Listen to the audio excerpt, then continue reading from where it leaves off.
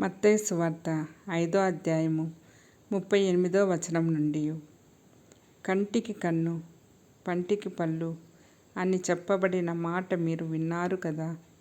నేను మీతో చెప్పినదేమనగా, దుష్టుని ఎదిరింపక నిన్ను కుడి చెంప మీద కొట్టు వాని వైపునకు ఎడమ చెంప కూడా త్రిప్పుము.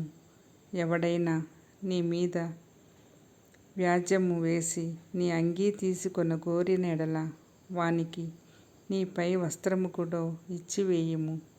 ఒకడు 1 మైలు దూరము రమ్మని నిన్ను బలవంతము చేసిన ఎడల వానితో కూడా 2 మైళ్ళు వెళ్ళుము. నిన్ను అడుగు వానికిమ్ము. నిన్ను అప్పు అడుగగోరు వాని నుండి నీ ముఖము త్రిప్పుకొనవద్దు. నీ పొరుగు వాని ప్రేమించి నీ శత్రువుని ద్వేషించుమని చెప్పబడిన మాట మీరు విన్నారు కదా. నేను మీతో చెప్పినదేమనగా, మీరు పరలోకమందున్న మీ తండ్రికి కుమారులై ఉండునట్లు మీ శత్రువులను ప్రేమించుడి, మిమ్మును సహించు వారి కొరకు ప్రార్థన చేయుడి. ఆయన చెడ్డవారి మీదను మంచివారి మీదను తన సూర్యుని ఉదయింపచేసి నీతిమంతుల మీదను ఆ నీతిమంతుల మీదను వర్షము కురిపించుచున్నాడు.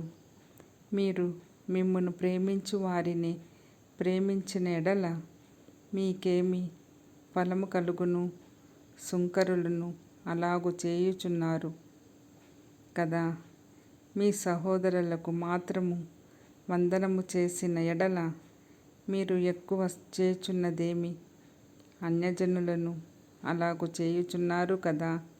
మీ పరలోకపు తండ్రి పరిపూర్ణుడు గనుక మీరును పరిపూర్ణులుగా ఉండెదరు.